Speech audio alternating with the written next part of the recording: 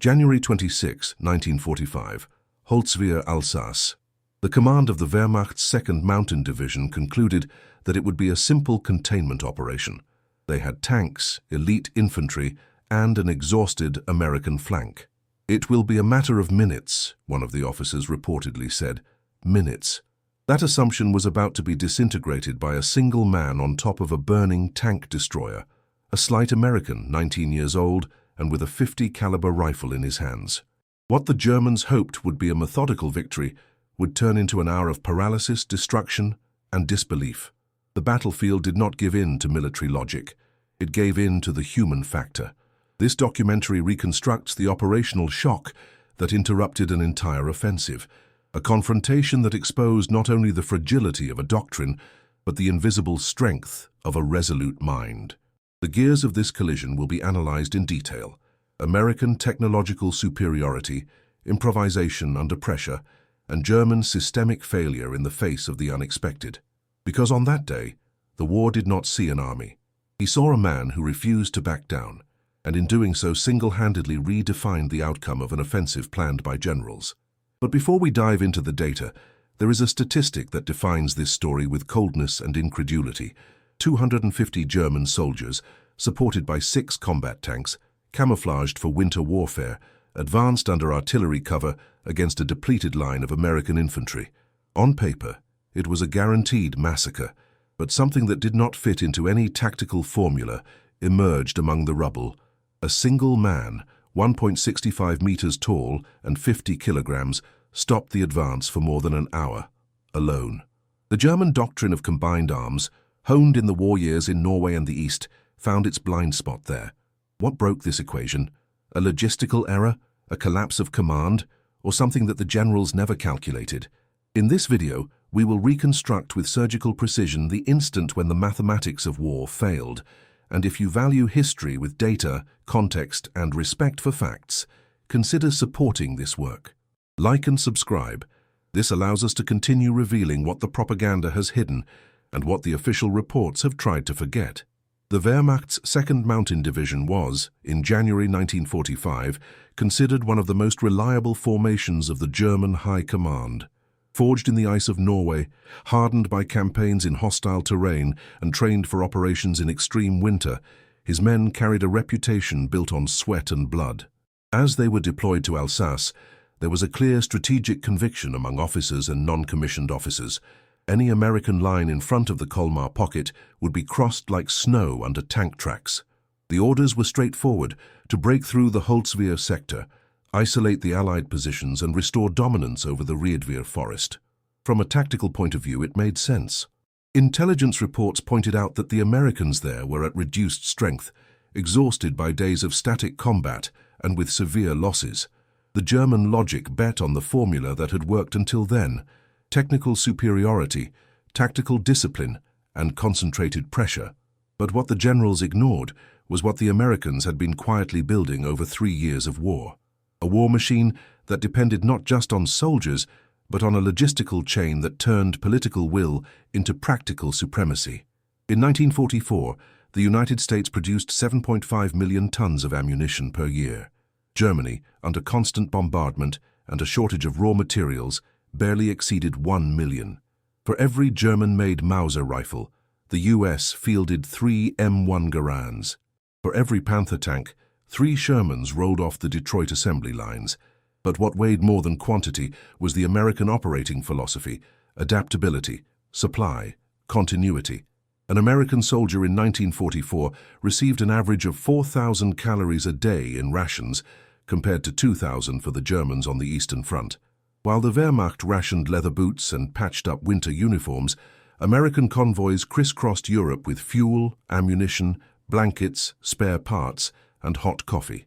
The war increasingly was no longer won in the trenches and was decided by spreadsheets, ships, and railroads. The 2nd Mountain Division, as it crossed the frozen Alsatian forest that January morning, brought all the arrogance built up in previous victories, but it ignored that it no longer faced the same America that retreated at Kasserine. Americans were learning, fast, and they were producing at a pace that was impossible to keep up with. A glaring example: While Germany built about 350 Tiger tanks in the entire war, the United States manufactured more than 49,000 M4 Sherman tanks. If this comparison surprised you, comment now. Logistics wins. Because that's exactly what the Wehrmacht ignored. The war was no longer just tactical, it was industrial.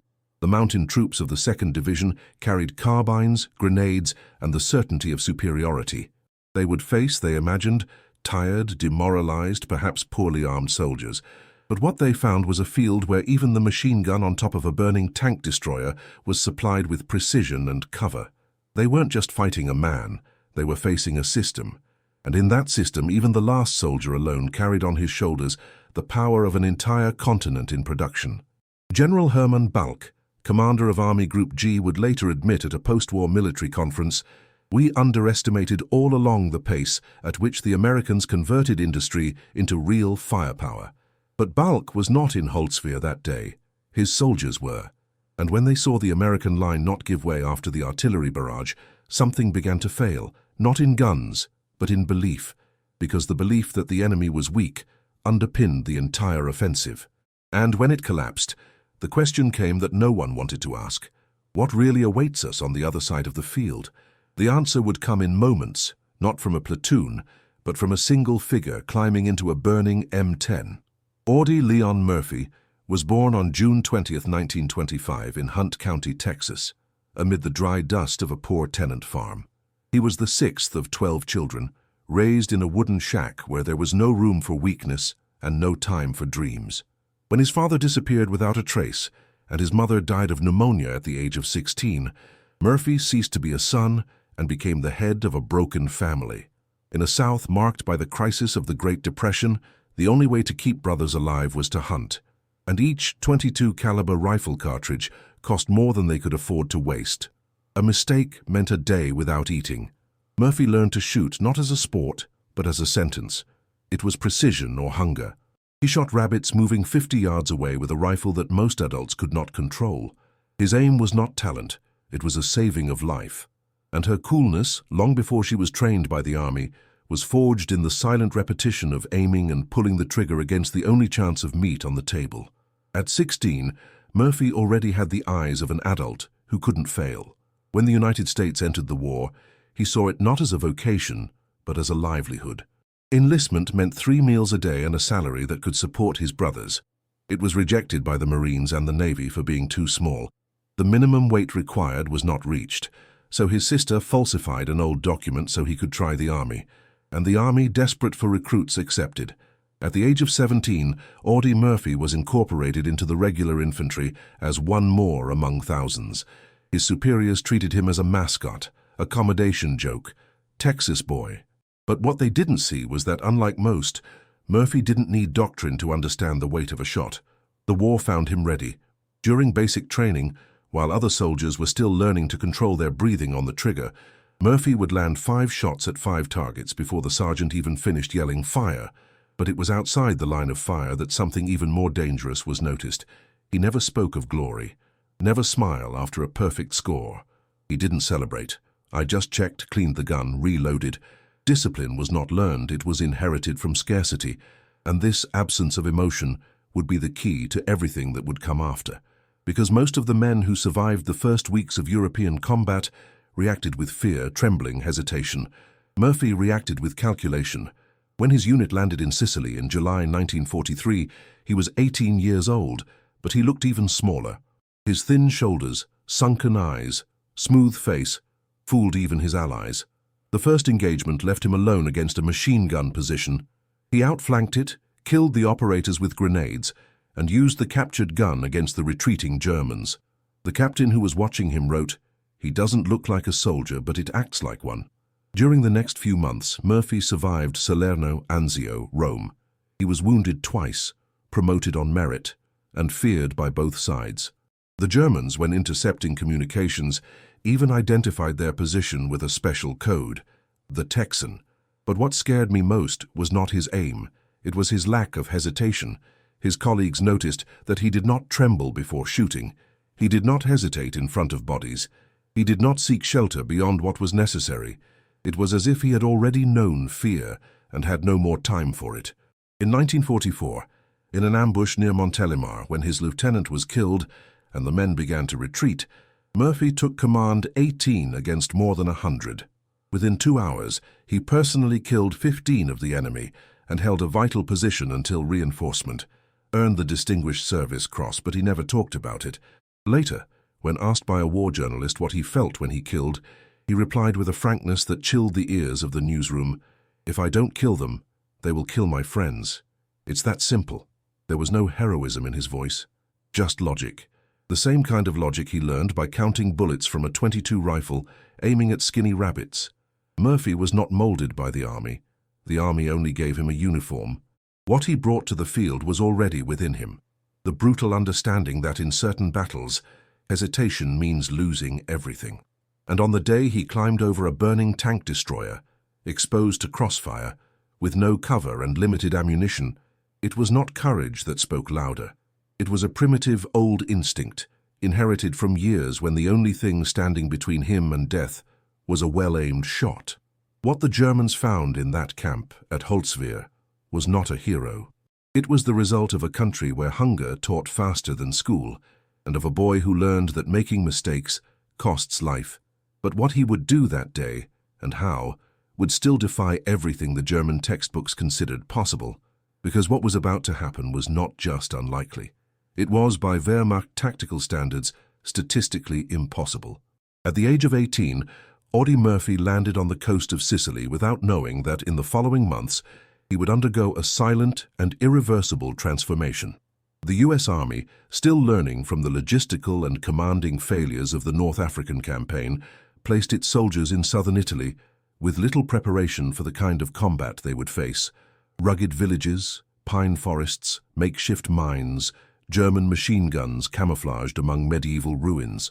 It was there, on the slopes between Licata and Palermo, that Murphy discovered an innate ability, not just to survive, but to anticipate.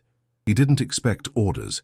He observed the terrain, read the sound of the enemy, acted first. During a night advance, his company was held up by entrenched machine gun fire. As the men sought cover, Murphy snuck up the flanks and threw grenades. When the burst ceased, he turned his own machine gun on the retreating Germans. The action was not in the manual, but it worked, and the commanders began to notice. The Texan boy operated at a different pace. At Anzio, the front line was a stagnant field, muddied by weeks of continuous bombardment. The Germans, experienced in positional warfare, turned the region into a prison for the Allies. It was there that you could see who broke and who adapted. Murphy moved lightly. It was too small to be an easy target, too fast to be ambushed. With each new confrontation, he added more confidence from his superiors and more fear from his enemies. On one of these occasions, ambushed in a vineyard, he killed 6 men within 10 meters with an M1 carbine, each shot fired as if shooting at a training silhouette. There was no hesitation, just calculation. The real war, the one that dirties, dismantles, improvises, favored not the obedient soldier, but the soldier who thought fast. And Murphy thought urgently. The Germans, on the other hand, trained in military schools that valued repetition and hierarchy, maintained standards. They advanced in formation, waited for signals, followed protocol. This rigidity, which had been effective in the initial blitzkriegs, became a burden on Italy's dynamic and irregular battlefield. The Wehrmacht doctrine taught how to win a battle, but not how to improvise when everything failed. And with Murphy, everything failed. In the east, the Germans were facing the cold. In the Mediterranean, they faced something more unpredictable. Americans who did not know they were breaking the rules of war, and so they won. Murphy came to be mentioned in command reports with increasing frequency. He earned his first Silver Star for destroying a German tank with a bazooka a few meters away, firing only when the turret spun towards him. Most of the soldiers would flee. Murphy stayed, shot. Then he returned to the infantry as if nothing had happened. Recognition was inevitable, but glory for him remained irrelevant. In the minds of his colleagues, an uncomfortable certainty began to emerge. If anyone was going to survive the campaign, it would be Murphy. In 1944, during the southern French campaign, his company was caught by surprise at a crossroads near Montélimar. The lieutenant fell with the first shot. The men hesitated. Murphy did not. He took charge. He positioned his 18 soldiers, reorganized the field of fire, and held the position against more than 100 of the enemy. He killed 15 personally. The defense lasted for hours, but he did not give in. His rise did not come from military graduation, it came from repetition of survival. When promoted to second lieutenant for bravery in the field, some officers turned up their noses. They did not know that they were facing a soldier who had known death up close since he was a teenager. The structure of the Wehrmacht did not prepare its men to improvise under full pressure. The structure of the American army, by contrast, was becoming a constantly changing organism. The post-1943 American doctrine began to value the decentralization of decisions, the autonomy of lieutenants in the field, the rapid adaptation to the failures of the enemy. Murphy was the embodied example of this, and ironically, he was also the least trained to look like a role model. German generals still saw the American soldier as inferior, a hurried, soft, unprepared recruit, an illusion that, in January 1945, would become a sentence. Because the enemy they expected was the same as Sicily, but Murphy was no longer the same. And as they climbed that snow-covered hill in Holtzwihr, they didn't know that they would face someone who had survived 3 campaigns, 3 wounds, and 3 years as a target. The difference now is that, this time, he would be alone. And armed with a 50, a statistic from the German archives itself, rescued in the post-war period, records a note in the operations diary of the 2nd Mountain Division. Poorly defended American position, planned attack with coordinated flanking and armor. Expectation, rupture in less than 30 minutes. The expectation, as it would prove, did not survive the first gust, because in the center of that field, among snow and smoke, there was no company. There was Murphy, and the clock was about to strike 2:20 p.m. The German combat doctrine, honed in lightning campaigns and refined on the fronts of Poland, France, and the Soviet Union, was based on the precise articulation between infantry, tanks, and artillery, the concept of Kampfgruppen. These mobile battle groups operated as cogs in a single offensive machine. Tanks advanced under the protection of light machine guns, infantry cleared flanks, artillery isolated reinforcement zones. It was an efficient, rational structure, almost elegant in its mechanics, but like any machine, it required absolute synchrony, and like any machine, it had a blind spot. It didn't react well to chaos. The offensive at Holtzwihr, prepared on the basis of this model, was based on the principle that the American position would collapse under concentrated impact.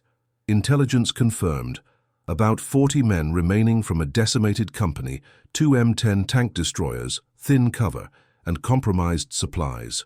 The Germans would attack with 6 armored vehicles and 250 troops, including elements of the 708th Volk Grenadier Division and the 285th Assault Gun Battalion. The plan was classic. Artillery barrage for 30 minutes, armored advance in wedge formation, infantry covering the flanks. In theory, he was invincible, but the theory, as history would prove, failed in the face of a factor that the textbooks did not foresee: a man who refuses to back down. German doctrine depended on predictable answers. I counted on panic, on retreat, on breaking the line under pressure. There was no room for the irrational, and Murphy was just that. Their stay in position, even when the line was ordered to retreat, broke the axis of the German offensive. The tanks, with no infantry protecting the flanks, became exposed targets. The infantry, under heavy machine gun fire, could not advance to protect the armor. The gear locked, and what was supposed to be a block onslaught became a piecemeal advance, with each unit trying to survive in isolation. The mistake was not only tactical, it was philosophical. The Wehrmacht operated on the basis of a mechanistic view of war: efficiency, calculation, repetition. The Americans, on the other hand, after the initial shocks of the war, had adopted an adaptive, decentralized approach. The command authorized decisions in the field. Improvisation was rewarded. The doctrine was not an end. It was a starting point, and in this contrast lies Holtzwir's irony. As the Germans charged against a position expecting a linear response, they encountered a point of resistance that eluded logic. Murphy wasn't backing down. He was calculating, firing, and adjusting artillery fire over the phone, while operating a 38-kilogram machine gun on top of a burning tank. The German system required each piece to fulfill its function. But the lone American there did not obey any intended function. It was a variable that didn't fit, and therefore dismantled the entire formula. The American artillery, called by Murphy, also operated outside the traditional playbook.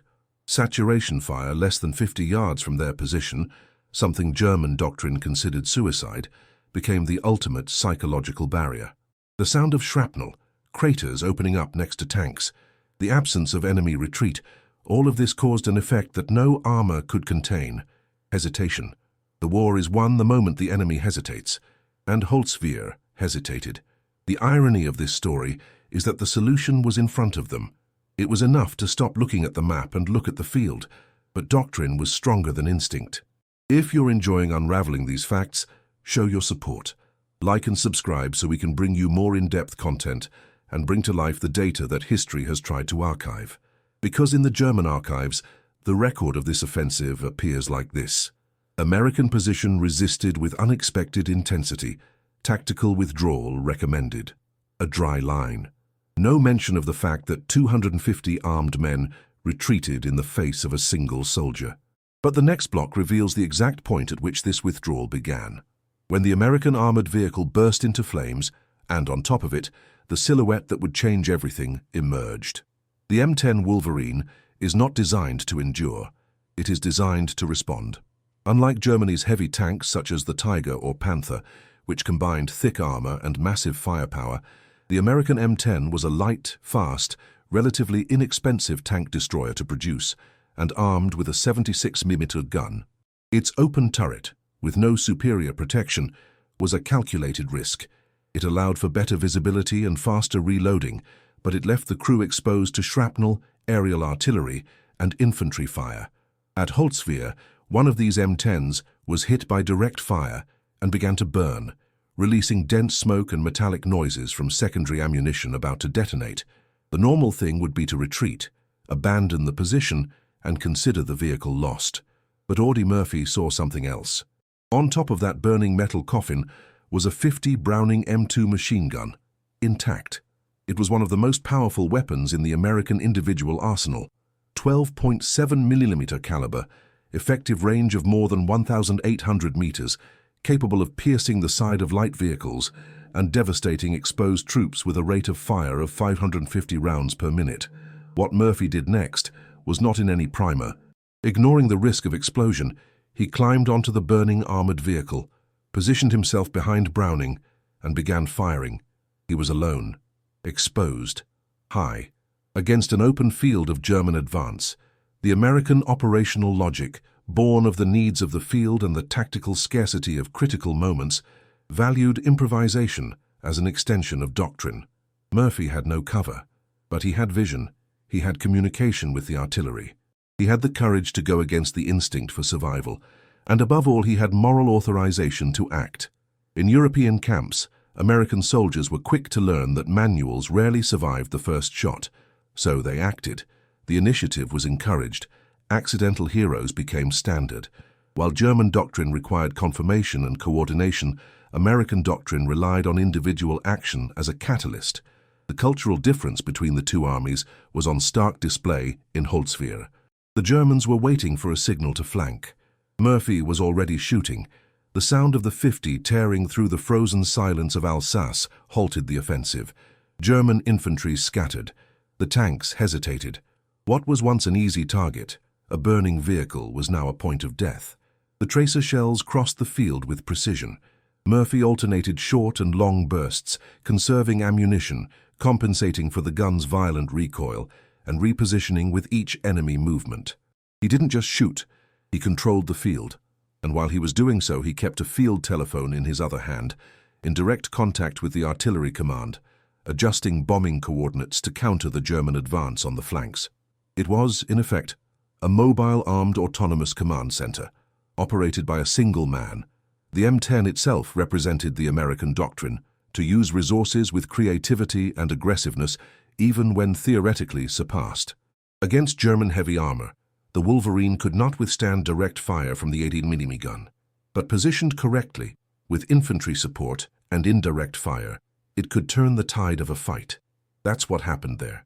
The armored vehicle, already unusable, became a platform for tactical domination, and Murphy was the operator. a decision that would cost the life of any other poorly positioned soldier, but in it became a symbol of American improvisation. Meanwhile, the Germans, watching from the woods, saw the American line retreat but not give way. They saw the smoke rising, but they did not hear silence. They saw a single man, elevated, firing alone at an advance of 250. They didn't understand. They didn't know what he expected, or if there was hidden reinforcement. They only felt the impact of the 50, the accuracy of the artillery, and the absence of progress. A report intercepted weeks later would reveal the bewilderment. The enemy's central position maintained concentrated fire beyond estimated capacity, presence of abnormal individual resistance. The Germans believed they were facing a fortified point. They were not. They were in front of Murphy. And what was to come was even more baffling. The moment when German tanks would try to break through the line, only to find that without infantry, they would become prey. The doctrine had failed.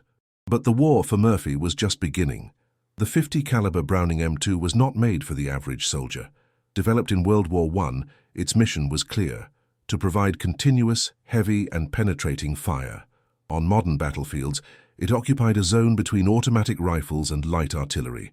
Its 12.7mm projectile traveled at more than 890 meters per second, with enough power to pass through walls, engines, and most light-armored vehicles of the time.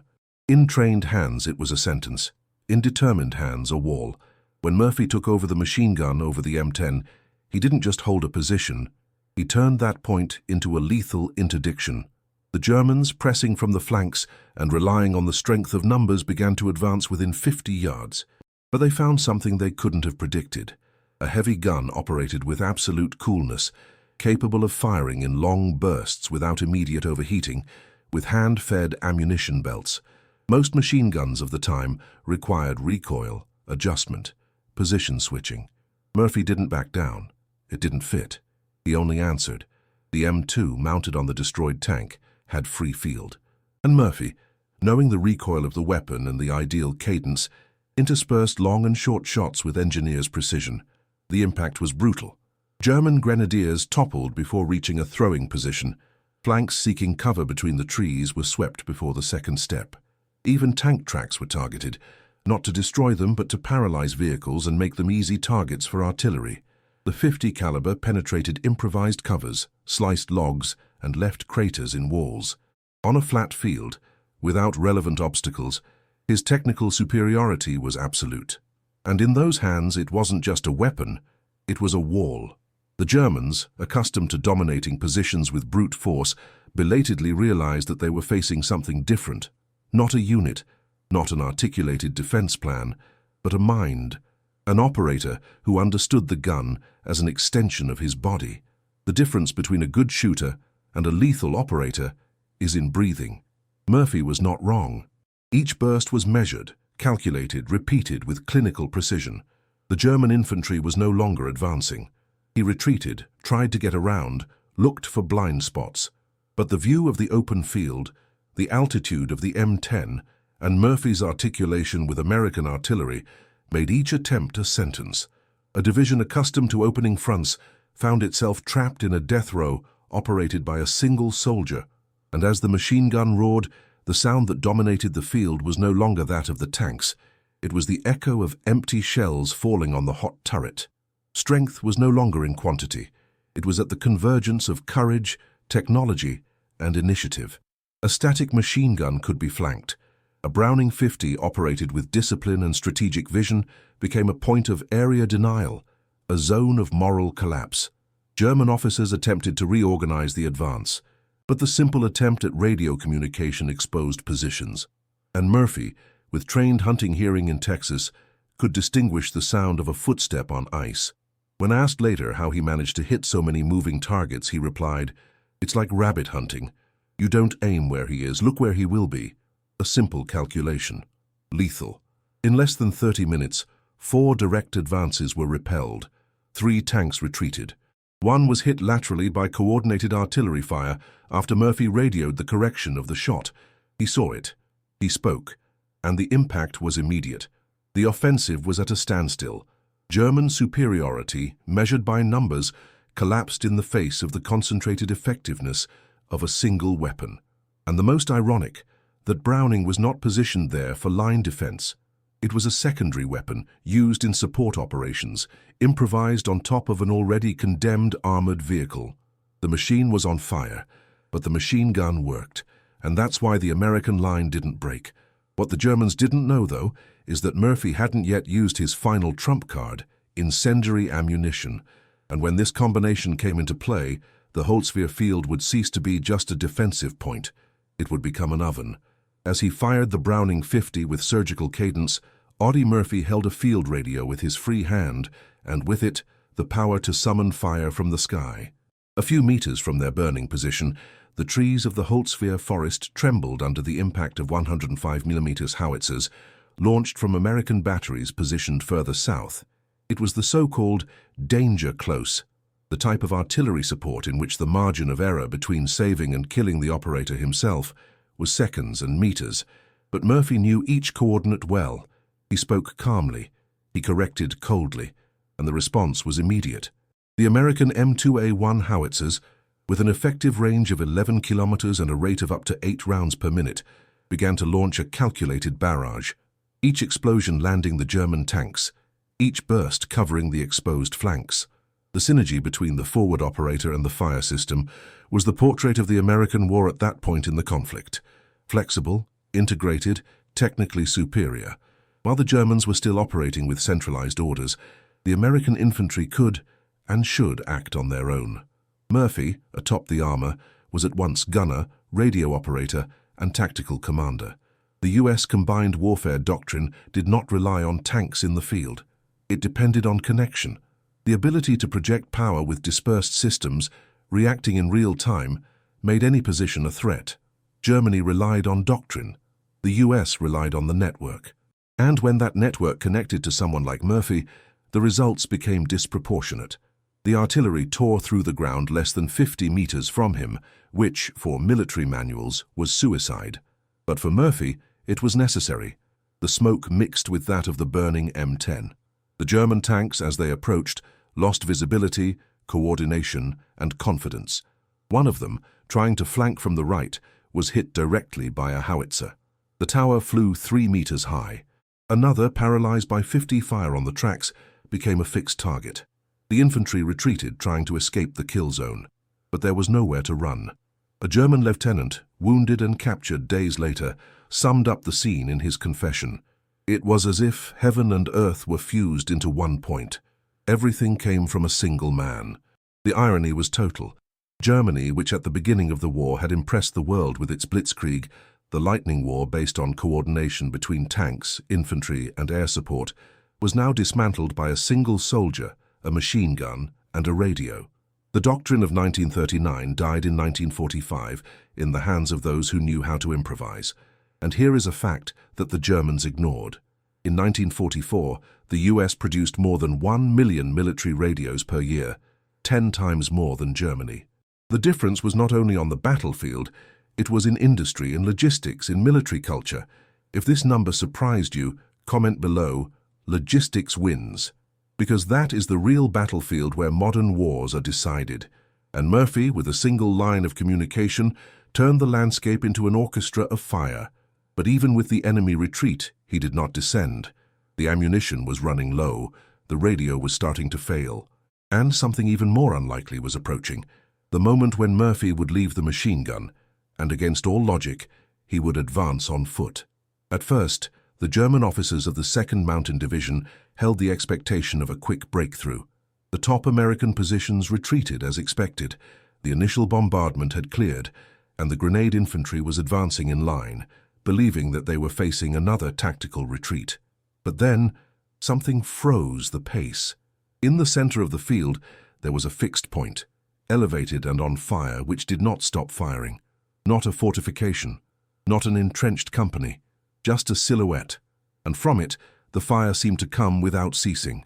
The advance on the left was halted by a continuous 50-caliber jet. On the right, the tanks, lacking infantry cover, were forced to stop and became perfect targets for radio-summoned artillery. German doctrine, built on the concept of constant advancement, has collapsed psychologically. Officers shouted over the radio, demanding advancement, But the soldiers, buried in the snow, could not move, not for lack of courage, but because they could not understand what they were seeing. The fire came from only one point. He was precise, relentless, tireless. Each flanking attempt was anticipated. Every hole in the line was covered by artillery, and in the center, the solitary figure not only resisted, dominated.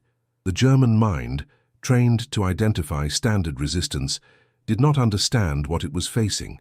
A single soldier was, to his doctrine, invisible. It didn't make sense, and that's why fear set in. The sight of the M10's burning turret, still roaring with gunfire, became a symbol of something beyond war, a moral obstacle. Doubt spread among the grenadiers.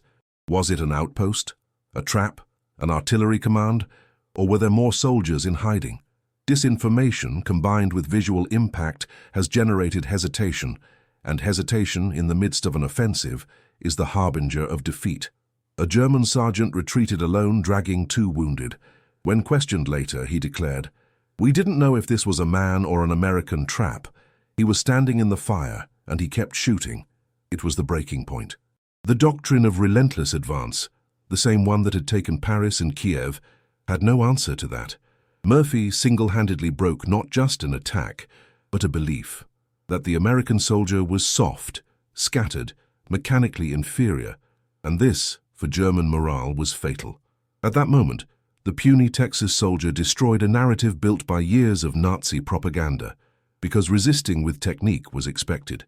Resisting with armor was understandable. But to resist with flesh, steel, and silence, that didn't fit into any report.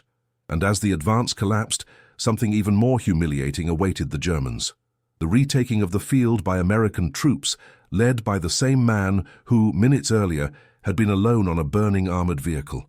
War loves documents, orders, maps, reports, broadcasts, performance evaluations, ammo lists, advance charts.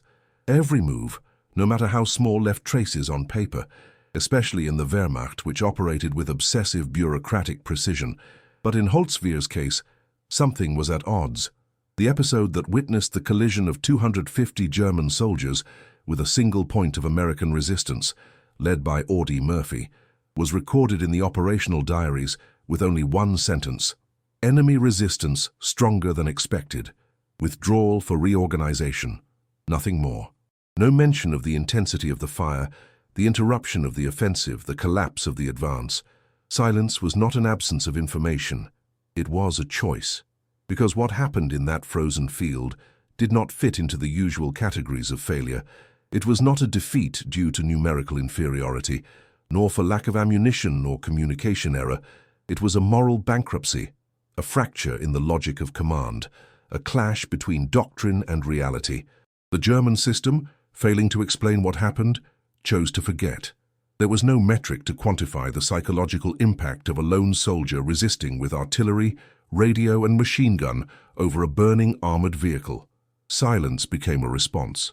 A German military historian decades later, analyzing the reports of the 285th Assault Gun Battalion, would write, "The absence of data at this point in the offensive is glaring. Or if it got lost, or it was erased." And indeed, there are inexplicable time gaps. Reports that skip critical hours, sketches of maps that completely ignore the Holtzwihr glade, an entire battalion paralyzed, and nothing but a dry line in the archives. The irony is brutal. The war, made up of explosions and screams, chose silence to record its collapse. Because what happened there violated a deep conviction of German military thinking, the moral and structural superiority of the Wehrmacht in the face of supposed American fragility. Murphy didn't just break through the German line. He broke the idea that the enemy was predictable, inferior, mechanized, and disposable. A symbol of Nazi propaganda was the image of the American soldier as lazy, poorly trained, dependent on supplies. But in Holtzwihr, what was seen was the opposite: autonomous resilience, deadly improvisation, technical mastery, and moral precision. The absence of words in the reports does not hide the failure. He amplifies, because every commander knows when you can't explain a defeat, silence is the last resort. And in the German case, it was also the most humiliating. The 2nd Mountain Division, hitherto pride on winter adaptation and discipline in hostile terrain, was forced to retreat in the face of a man who would not retreat. And this, not even the best German military chroniclers could digest. In the Allied archives, on the other hand, the Holtzwihr clearing features prominently. Coordinates, resistance time, volume of fire and testimonies are meticulously preserved. What for some was a forgotten line, for others has become a symbol of a larger pattern, the American ability to transform individuals into centers of gravity. It was no longer a question of doctrine, but of result, and this result would echo, because the German silence on Holtzwihr would be broken only years later by veteran officers in interviews and fragmented memoirs, many of them revealing not only the surprise, but the total bewilderment. We thought we were facing a broken line. When we saw that it was just one man, it was too late. But the next part will reveal why. Even after the German retreat, Murphy did not allow himself rest. The field still belonged to him, and he wanted everyone to know that. The Wehrmacht's playbook was clear. Tanks don't advance on their own. Each panzer was to operate with infantry on the sides, scouts forward, artillery support behind, and air cover if possible. This doctrine, tested since Poland and refined in the Russian steppes, was the heart of the blitzkrieg, a precise gear, where each element depended on the other. But in Holtzwihr, this war machine found a fine and unexpected sand. When the German infantry retreated under heavy fire from Murphy's machine gun and the barrage of 105mm howitzers, the tanks were exposed. The Panzerfuhr and Jagdpanzer advanced, but without the protection of foot soldiers to identify booby traps, report positions and outflank defenses, they became slow, isolated, and indecisive targets. The doctrine said, never separate the arms of the force. But Murphy, with precision and courage, tore off one of those arms, and the strength he had left didn't know what to do. The armored vehicle operators, with no information from the field, hesitated. To shoot meant to expose oneself. To advance without cover was suicide. To retreat was dishonorable. But even dishonor has become a logical choice in the face of chaos. One panzer turned, slowly, under the crossfire of 50 and artillery. Another attempted a lateral maneuver, but found himself stuck on the frozen ground without an escort, without a functional radio, without a plan. The infantry, for their part, no longer dared to cross the clearing. Morale was broken. The doctrine, blind. The machine, disassembled. Modern warfare demands integration, and Audie Murphy, with a single decisive action, has unplugged the wires. By breaking the sequence of mutual support, it forced each German sector to operate in isolation. And tanks, no matter how armored they are, do not win alone. Germany had relied too much on the rigidity of its structure. The United States, on the other hand, has built its strength on adaptation. The irony couldn't be clearer. One of the most organized armies in the world had been dismantled by someone who acted outside the plan, outside the manual, outside the traditional logic. And even more, American improvisation was no accident. It was doctrine, it was culture. The tactical freedom given to soldiers in the field was the fruit of a modern understanding of war, that information and initiative mattered more than rigidity. Audie Murphy didn't wait for orders. He created the orders. And in that gesture, he deactivated an entire offensive. Allied reports indicate that after the infantry collapsed, the German armored line was stationary for more than 20 minutes, exchanging contradictory orders. An entire platoon was seen zigzagging back, attempting to maintain eye contact between dispersed units. But the field, now covered in smoke, prevented any effective reconnaissance. And the radio, exposed to the fire of the 50, had become useless. Holtzwihr turned into a theater of war, where a single actor controlled the narrative. And the most impressive thing, there were no American reinforcements yet. Murphy was still alone. In the middle of the clearing, on the red-hot steel, he controlled the initiative. The German gear was spinning falsely. The tactical breakdown was just the beginning, because on the horizon, American artillery was preparing a final curtain, and in it, the sound of victory would come from the sky. The variables were known. The battlefield wide open. Visibility was reduced by burning oil smoke and dense snow. The temperature below freezing. The position vulnerable. A burning tank, elevated, visible from all angles. The weaponry, heavy and difficult to handle. A 50 caliber Browning M2 machine gun with brutal recoil, requiring stabilization and physical strength. Ammunition, scarce, is fed manually. And the enemy numerous, 2 veteran companies with armored support. In theory, any military model would project the outcome. A modern simulation based on ballistic records and tactical analysis indicates that the chances of survival for more than 15 minutes under that volume of fire, estimated at more than 10,000 rounds, did not exceed 2.3%. The average endurance of a solitary position under coordinated attack, according to U.S. Army data compiled between 1943 and 1944, was 6 minutes before death or surrender. Murphy held out for 65, and he didn't just resist. He operated, coordinated, retaliated, and won. This brutal discrepancy between the possible and the real is what turns Holtzwihr not just into a war story, but into a statistical anomaly. Military science predicts outcomes based on collective behavior, material superiority, and tactical positioning. What she does not foresee, and has never known how to deal with, is the human factor in its most extreme form, the one that ignores death itself to impose a new variable on the equation. Murphy introduced this variable, and with it, it broke the algorithm of war. While firing at moving targets within 20 meters, correcting artillery coordinates, and dodging projectiles, Murphy operated in a performance range that bordered on the impossible. A study from the 1980s, revisiting accounts of the event, estimated that he made at least 300 accurate 50 shots under constant recoil without a shield, with the weapon on an unstable, sloping surface. The hit chances, considering the accumulated recoil and the shake of the burning turret, would be less than 30% per burst. Murphy exceeded 70%. And the most surprising thing, he had never been trained as a heavy machine gun gunner. He learned in the field. The German logic, tied to manuals, statistics, and coordinated plans, did not have answers for this type of individual action. Their generals were prepared to take on systems, not men. Mathematics, in Holtzwir's case, failed. And when mathematics fails, the imponderable remains. What the German reports called anomalous resistance was actually a breakdown of the doctrine itself, not predicting that the smallest of soldiers could act as a complete system. Pausing here for a concrete fact, in January 1945, the United States produced 4,050 rounds per minute, 24 hours a day. Germany, with its industry collapsing, produced less than 150 per minute in the same period. If this statistic surprised you, comment below. Shocking data. Because sometimes the war is not won by those who have the most weapons, but by those who can deliver ammunition to the right person, in the right place, at the right time. And Murphy was that person. What makes Holtzwihr so impactful is not just the courage, it is improbability. The fact that in an open field, on top of a burning target, with 250 enemies around, one man managed to break the manual, calculations, and fear. But the most astonishing thing was yet to come. He didn't just survive, he advanced.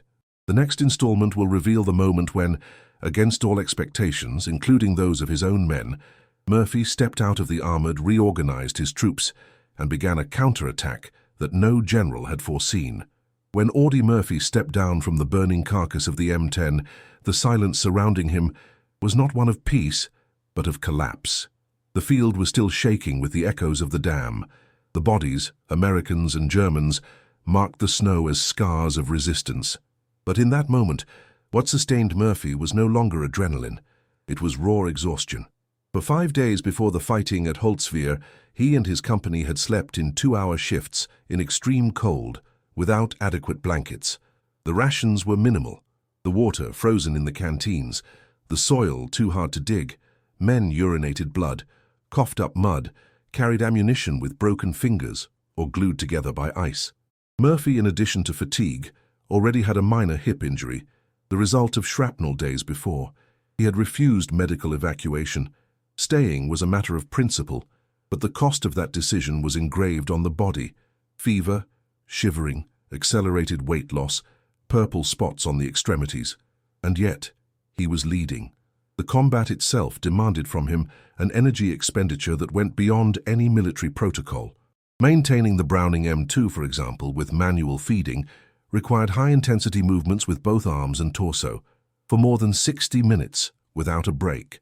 With a body temperature below 36 degrees, Murphy fought not only against the enemy, but against his own body entering hypothermia. The muscles lost function, The fingers were beginning to harden, reaction time dropped, but the mind, paradoxically, remained on alert. This is where the human element trumps the technical. The Germans advanced with tanks, coordination systems, the Americans with pain, improvisation, and conviction.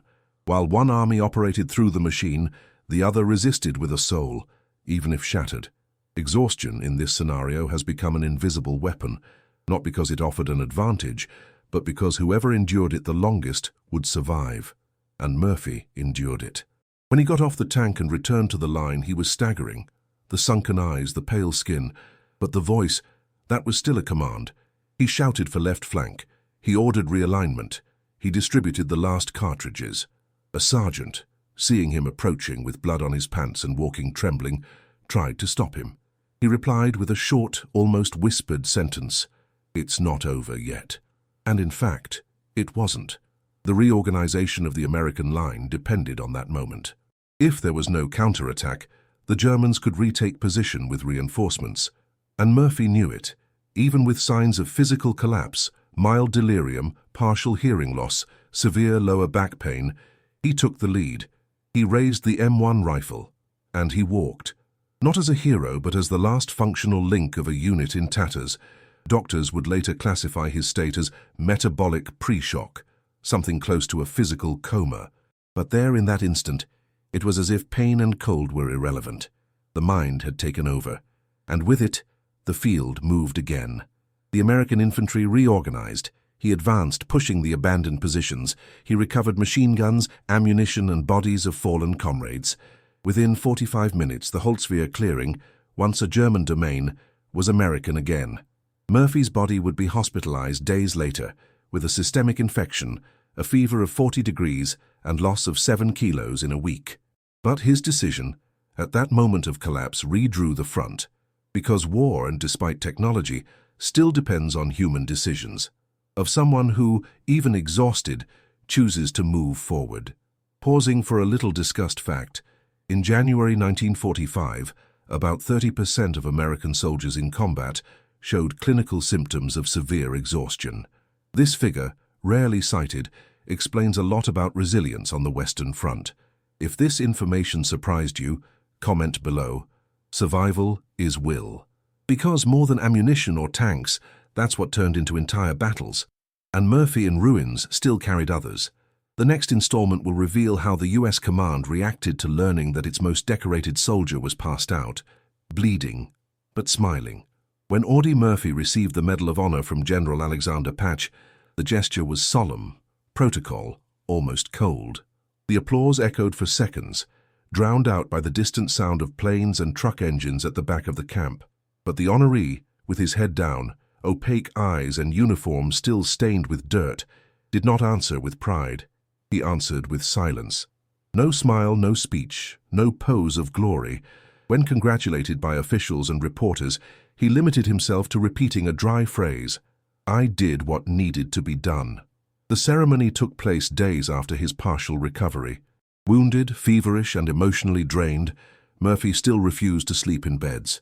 He preferred the ground next to the men in his company, as if any privilege betrayed him. The medal, given as a symbol of exceptional courage, seemed to weigh like lead in the pocket of his uniform. In later interviews, he avoided the subject. When asked if he considered himself a hero, he replied, "Heroes are dead. I just survived." This deviation from the expected glorification was not an isolated gesture. It was a posturing.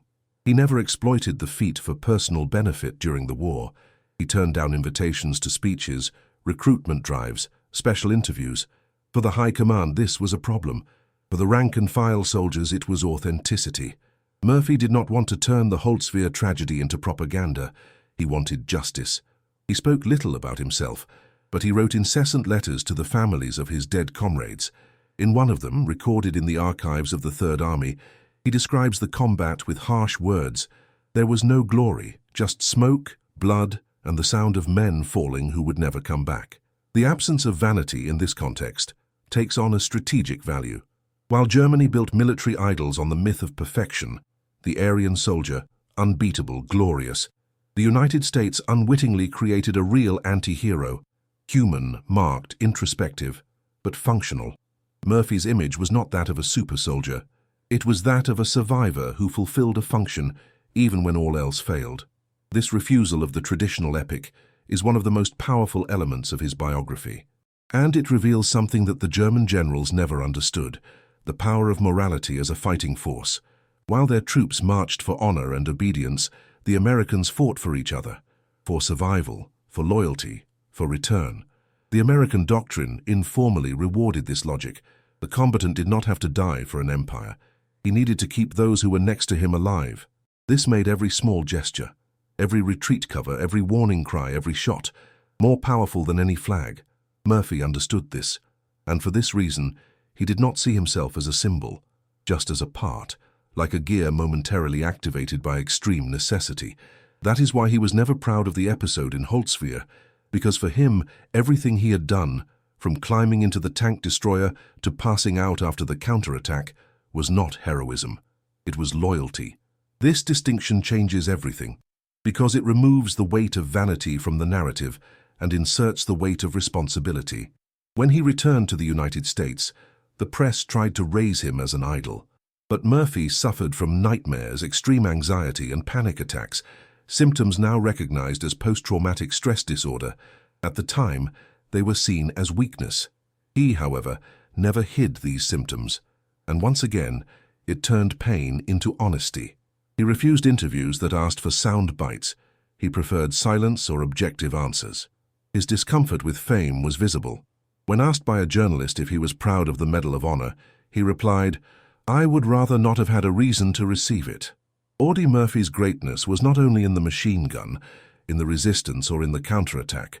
It was in the refusal of the myth. In a world accustomed to fabricating legends about bodies, he delivered humanity. A raw, wounded, suspicious but firm humanity. His public image, little by little, became a reflection of this, not as a model of physical strength, but as a symbol of an inner struggle against arrogance, against indifference, against heroic lies. And perhaps that's why his silence after the war speaks louder than the shots in Holtzwihr, because he knew what every minute of that resistance cost, and who lost everything for it to work.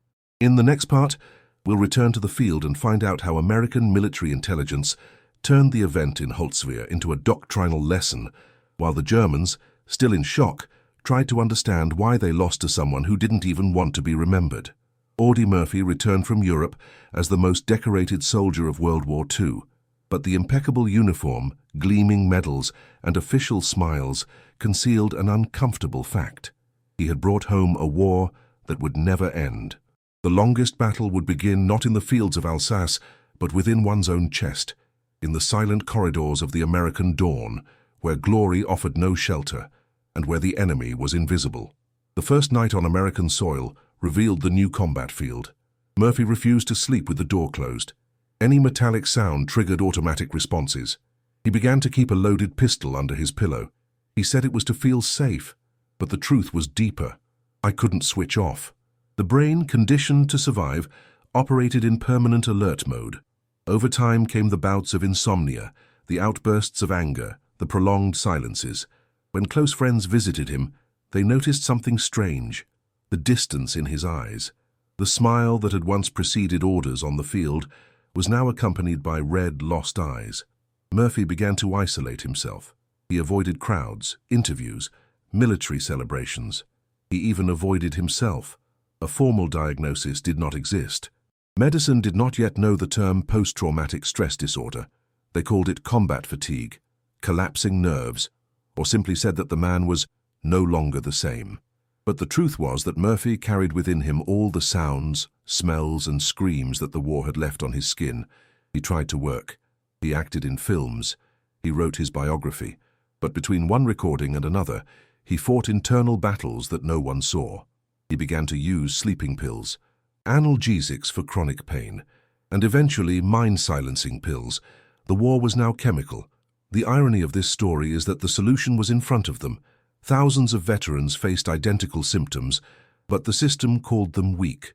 Murphy, by his fame, exposed the problem, and if you're enjoying unraveling these facts with clarity and respect, like and subscribe.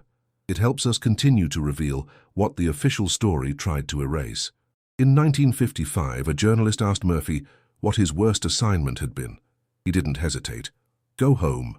His voice trembled. The man who fought tanks alone now fought conflicts with nightmares and memories. In an unpublished letter to the press, he revealed, "I can no longer look into the eyes of those who smile without knowing it, because I've seen what the world can be when everything breaks down." That deep awareness, the trauma of understanding the abyss, shaped his final years. Murphy didn't use fame for himself. He used it to talk about the forgotten. He fought for the creation of mental health programs for veterans. He fought with authorities. He went to the press. He said, openly, that thousands were dying in silence. They trained us to kill, but they forgot to teach us how to live again. His pain became a flag, but the personal cost was high. The marriage suffered. Friendships collapsed. The deals failed. And even so, he never apologized for being vulnerable. Perhaps because he understood that true heroism does not end on the battlefield. It continues when no one is looking. Murphy died in 1971 in a plane crash. His body was buried in Arlington National Cemetery, with honors. But the greatest tribute is not in the stones. It is in the silence of those who understood. He won more than one war. Abandonment, trauma, stigma overcame. He won by continuing to fight even when no one else saw him. And it's this Murphy that matters. Not the one with the medals, but the one with the scars. The next installment will reveal how the US Army, faced with men like him, was forced to rethink its doctrine of psychological combat, and how Holtzwihr left his mark not just on the map, but on the institutional soul of modern warfare. When Audie Murphy realized that the war within him would not cease with time, he made a choice that few expected. Instead of being silent, he spoke up. And when he spoke, he turned his trauma into a mission. The soldier who had stalled an entire offensive with a machine gun went on to fire on a more insidious enemy, oblivion. During the 1950s and 60s, as the United States celebrated post-war prosperity, thousands of returned veterans lived on the margins. No diagnosis, no psychological support, no public support. Heroic campaigns ended in headlines, depression in the alleys. Murphy refused this omission. He used his voice, his fame, and his discomfort to put pressure on the government. He gathered reports, attended hearings, wrote articles, and confronted senators with a simple argument. You are not just ignoring the injured, they are burying them alive. The basis of his activism lay in a personal conviction. No one knew better than he the cost of surviving the war. And for this reason, he defended the right of each combatant to continue fighting, now with dignity. His first symbolic gesture was in 1958, when he refused to attend an official military event and instead visited a veterans' mental hospital in Long Beach, California. There, away from the cameras, he spent hours listening to men who, like him, couldn't sleep. One of them, not recognizing Murphy, told him, "I just wanted someone to understand." Murphy did not respond. He just held his hand. And there, the cause began. Over the next few years, he engaged directly in the struggle for recognition of what he called the invisible wound.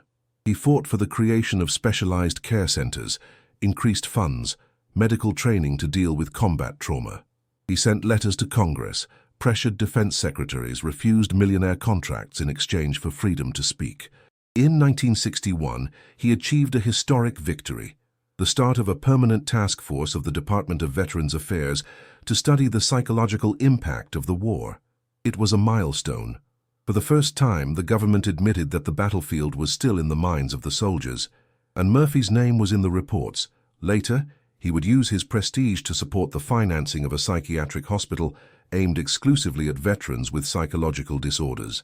Years later, the center would be officially renamed the Audie L. Murphy Memorial VA Hospital, in honor of his tireless effort, not as a combatant, but as a healer. Because this was the turning point. Murphy went from being a symbol of destruction to becoming an emblem of reconstruction, and he did it with brutal humility. In his last interviews, he used to say that what kept him alive was not glory, but a sense of debt. I survived things that better men didn't. I have to honor them. His struggle, however, was not easy. He suffered political resistance. He was accused of exaggeration. He had speeches censored. But he continued, because every sleepless night, every cry when he woke up, every silent tear in front of the mirror, reminded him that this was his new mission, and that winning this war required more courage than facing tanks. The bitter irony is that the same nation that decorated him for bravery took decades to hear what he said most forcefully: war never ends on the field. Their efforts paved the way for modern veteran policies, rehabilitation programs, and today, even emergency hotlines for soldiers in crisis. His biography, which could have been just a military portrait, became a manual of institutional empathy, not just for what he did with a Browning 50, but for what he did with a pen, a denunciation, a memory. Audie Murphy, after all, was not just fighting for himself. He fought for those who had no voice, for those who were discarded, for those who returned, but they were unable to return completely. And it is in this final phase that his true greatness is revealed, because it is not on the battlefield that a man is measured. It's what he does with the scars. The next installment will reveal how the U.S. government used Murphy's case to revise, reformulate, and redesign the doctrine of psychological training for soldiers, and how, ironically, it took a wounded man to teach a military power about invisible warfare. For years, the U.S. Army taught tactics based on strict principles: coordination between units, superiority of fire, clear chain of command. But in 1945, a single episode challenged this doctrinal architecture with overwhelming force and forced the military machine to rethink the role of the individual in the field. Holtzwihr has ceased to be just a heroic act to become, officially, a case study. The infantry school at Fort Benning was the first to include Audie Murphy's name in its operational curricula. The reason was technical. His action was not treated as an isolated feat, but as a concrete demonstration of three principles of combat that had hitherto been underestimated: lethal improvisation, autonomy of decision under pressure, and instant integration with external support. What Murphy did was not in manuals, and that's why he started to be taught. Their movements, their reading of the terrain, their management of resources, even the choice of the elevated position on the burning M10 were analyzed by instructors and simulated by recruits. And the most interesting thing, he didn't follow doctrine. He created it. From the 1960s onwards, the Army incorporated into its teaching materials the concept of individual tactical decision in a degraded environment, directly inspired by Holtzwihr. The doctrine now recognized that in scenarios of structural collapse, no communication, no reinforcement, no cover, the soldier should be trained not only to survive, but to win on his own. A concept that was born not in laboratories, but in the Alsatian cold between smoke and snow. Later in the 1980s, as asymmetric combat gained importance, Murphy returned to the classroom. In courses on urban leadership and combat, instructors cited Holtzwihr as the case that redefined the centrality of the individual in the modern warfare system. What was once the exception became a goal: to train soldiers who could think like Murphy. Multiple branches of the armed forces adopted this logic. The Navy has inserted its history in shore support operator training. The Marines began to study their tactical reading as a model of resilience under siege. And the U.S. Special Operations Command adopted elements of the episode to train decision-making under exhaustion. In the theoretical field, Holtzwihr entered the annals of West Point as one of the 5 most relevant cases of individual tactical overcoming of World War II. But the legacy did not stop there. The arms industry also responded. Browning M2's performance under singular operation encouraged the development of new mounts, front protective shields, and more efficient power systems, directly inspired by the limitations Murphy faced. To this day, General Dynamics technical documents cite Holtzwihr as a real scenario of critical heavy machine gun use in improvised position, a feat that shaped not only doctrine, but design. The German doctrine, centered on hierarchy and the whole, had failed in the face of isolated initiative, and the U.S. Army has learned it is not enough to train the system. It is necessary to prepare the weakest link, the soldier, so that he becomes the strongest.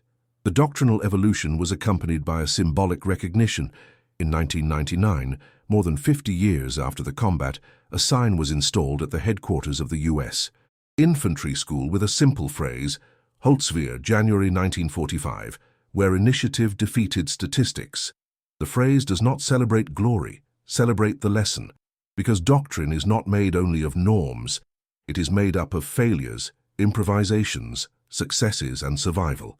And it is in this field, where the manual ends and reality begins, that Audie Murphy has become a teacher of generations that have never met him.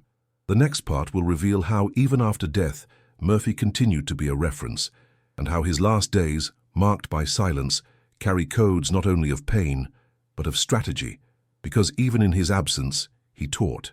Audie Murphy never said he was brave. When asked about the reason for his action in Holtzwihr, his answer was direct, almost dry. They were killing my friends. There was no patriotic speech. There was no invocation of the flag. There was something much more difficult to translate into military doctrine. Beware. What moved this slight man to climb into a burning tank destroyer surrounded by hundreds of enemies was not the pursuit of glory. It was the refusal to accept that his comrades would die alone. In wartime, where value is measured by medals, statistics, and territory conquered, Murphy taught something that no manual predicted. The most powerful tactical act can be born of a pure emotional impulse. He didn't see himself as a hero. He saw himself as a shield. And this view changed the way soldiers came to understand courage, not as an absence of fear, but as a presence of purpose. The American war machine, with its ships, tanks, factories, and global logistics, would never have predicted that in 1945, one of its greatest assets would be neither mechanical, nor nuclear, nor industrial. It would be human. A young man who, formed by poverty, shaped by trauma, and moved by love, single-handedly challenged the engineering of war. This is the deepest irony of this whole story. Germany believed in the supremacy of the ideal soldier, strong, cool, programmed to win.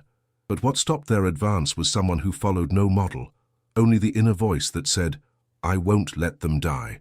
The true warrior, as Murphy proved, does not fight to destroy, fight to protect. And when that strength is born from something as intimate as the pain of losing a friend, it becomes unstoppable.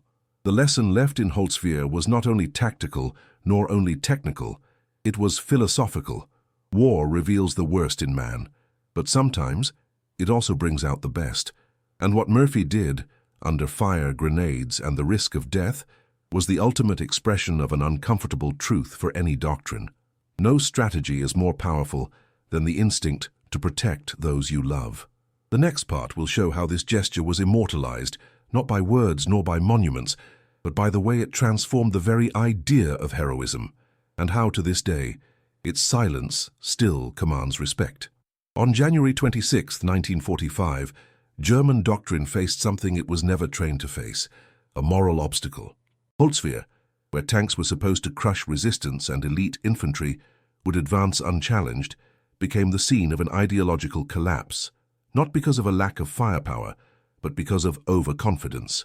German engineering, its synchronized combat groups, its philosophy of fast and methodical warfare, succumbed to a simple variable that its calculations despised: the soul of a determined man. The Wehrmacht did not lose to an army that day. It lost to a single link, invisible on maps and ignored in manuals: individual courage driven by human bond. War, in the end, is decided less by intentions and more by structure, and in this regard, America had built the empire of logistics.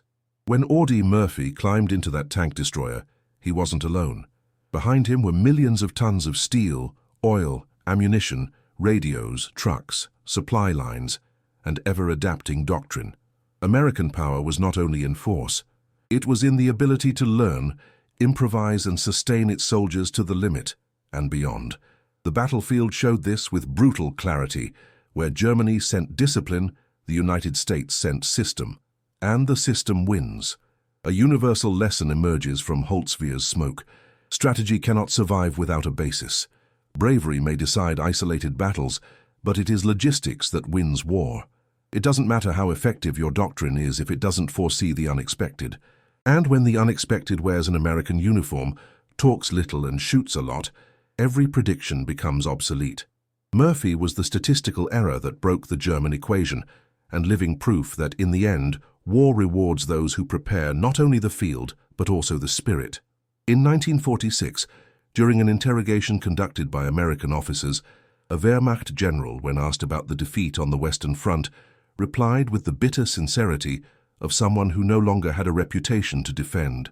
"We were defeated by trucks and radios, but in Holtzwihr, we were defeated by a ghost." If you value historical research and the reconstruction of forgotten facts, please support this work with your like and your subscription. This allows for more stories like this to be told with depth, accuracy, and respect.